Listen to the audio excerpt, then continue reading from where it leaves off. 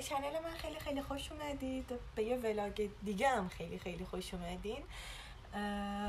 امروز بالاخره بعد چندین روز انتظار کشیدن اولین روز دانشجو شدنمه و دیروز رفتم انتخاب واحد کردم، کارامو اوکی کردم.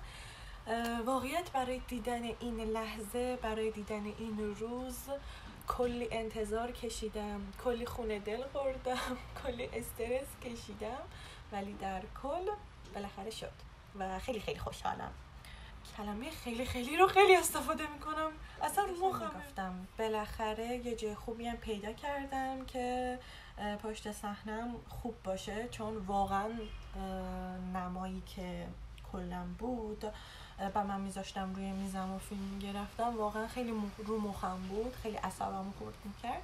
خواستم که مهم نباشه برام، ولی در حالت کلی به نظرم طول میکشه تا این واسم عادی بشه.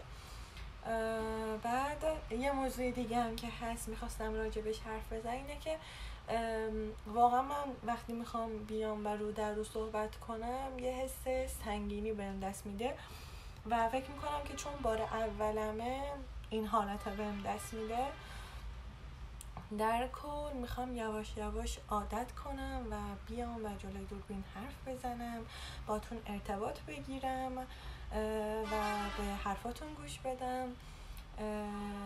میخوام در مورد کارا و ایده هایی که تو ذهنمه و واقعیت منتظر بودم که کارام اوکی بشه، بعد بشینم درست حسابی برنامه ریزی کنم،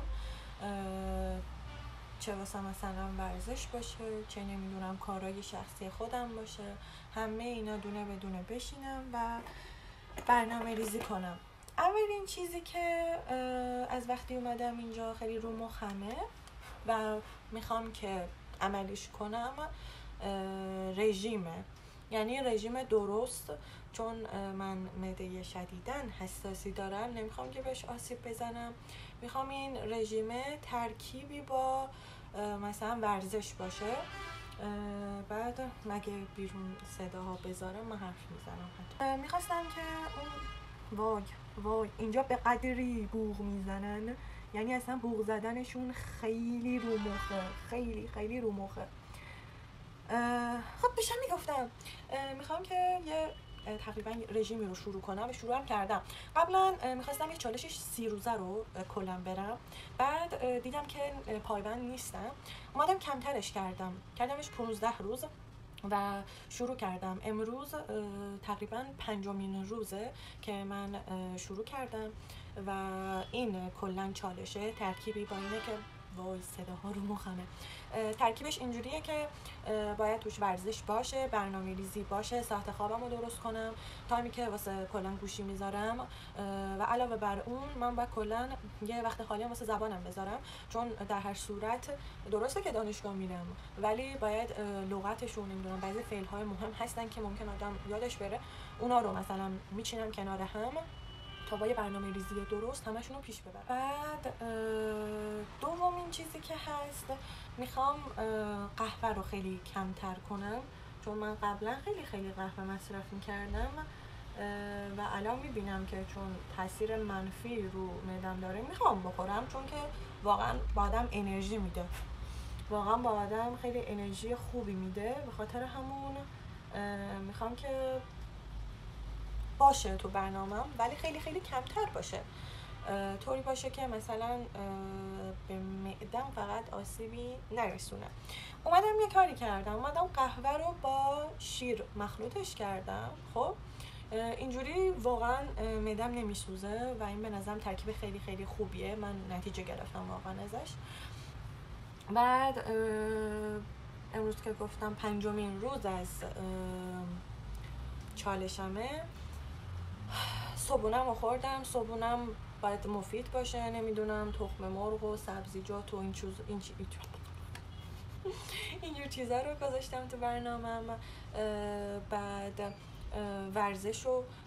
ورزشم که شامل ترتمیله، پیاده روی در حد اونه، با دوچرخه سواری، جز اینا چیز دیگه ای نیست و این به نظرم خیلی خوبه. همین راجع به رشتم توضیح چندانی تو ویدیوها نداده باشم. به هر حال من امروز دیگه به طور رسمی دانشجوی سال اول فیزیوتراپیم، دیگه راحت شدم و امروز یه کلاسی داریم، در واقع کلاس که یه آشنایی طوره، آشناییش هم ربط داره به اون حرکت شناسی، نمیدونم اسمش اورینتاسیونه، دقیقا نمیدونم چه، هیچ ایده‌ای راجبش ندارم. کلاس اصلیمون از فردا شروع میشه، البته از دوشنبه شروع شده، من چون کارم اوکی نکرده بودم نمیتونستم برم و از فردا به طور رسمی دیگه کلاس دارم من. این راجب کلا رشتم بود. بعد موضوعی که میخواستم راجبش حرف بزنم، اینجا یه حالت مودی طور شدم، یعنی یه لحظه حالم خوبه، یه لحظه حالم خوب نیست و این به نظرم اوایل طبیعیه، ولی اگه ادامه دار باشه به نظرم مثلا خوب نیست، چون که بالاخره ما داریم یه زبان دیگه درس میخونیم. اگه جفت اینا ترکیب بشه با هم خیلی فکر کنم تاثیر منفی بذاره. باید در کل نظر خودم اینه خودتو یه جوری سرگرم کنی، طوری باشه که اصلا به هیچ عنوانی به چیز دیگه فکر نکنی. اون دلتنگیه هست، نمیدونم سختیه هست. اصلا من اوایل که اومده بودم اینجا به قدری برام همه چی سخت بود، واقعا حس خفگی بهم دست میداد، ولی خدا رو شکر حالا بعد چند هفته گذشت، یعنی ردش کردم کامل و الان همچه حسی ندارم. در کل باید یه جوری خودتو سرگرم کنی، یه جوری خودتو مشغول نگه داری تا اتفاقا واسط نیفته. من بیشتر ویدیو گرفتم به خاطر همینه، چون وقتی حرف میزنم، وقتی مثلا فکرم درگیر اینه که مثلا این کارو بکنم، اون کارو بکنم، مثلا تولید محتوا بکنم، ذهنم درگیر اینه، یا مثلا ذهنم درگیر دانشگاه، ذهنم درگیر درساست، ذهنم درگیر غذا درست کردنه، این که مثلا امروز چه برنامه‌ای دارم، اینا همشون دونه به دونه باعث میشن تو به چیز دیگه اصلا به شما فکر نکنی و اینجوری به نظرم خیلی خوبه. اگه مثلا شما تو شرایط منی سعی کنید که خودتون رو مشغول نگه دارید. نمیگم به هیچ عنوان باهاش رو در رو نشین، باید رو در رو بشید و ازش گذر کنید، یعنی یه جورایی.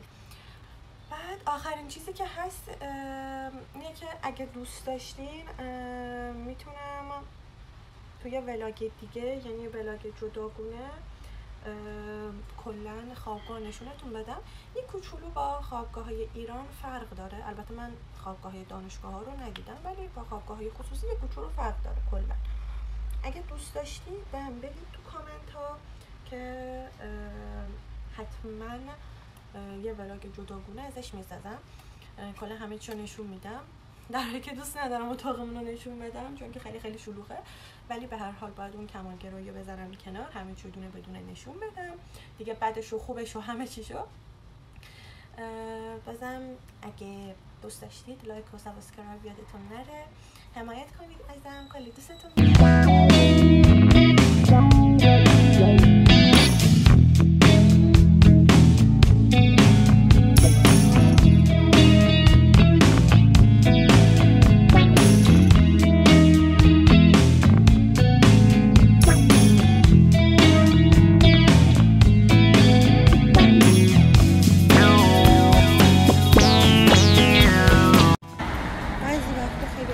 استرس میگیرم. الان هم همون موقع است، نمیدونم شاید جلسه دوم کلاس به خاطر همون، یا شاید به خاطر اینه که گفتم استادش خیلی سختگیره، نمیدونم، ولی انشالله که خیلی خوب میگذره. نفسم میگیره.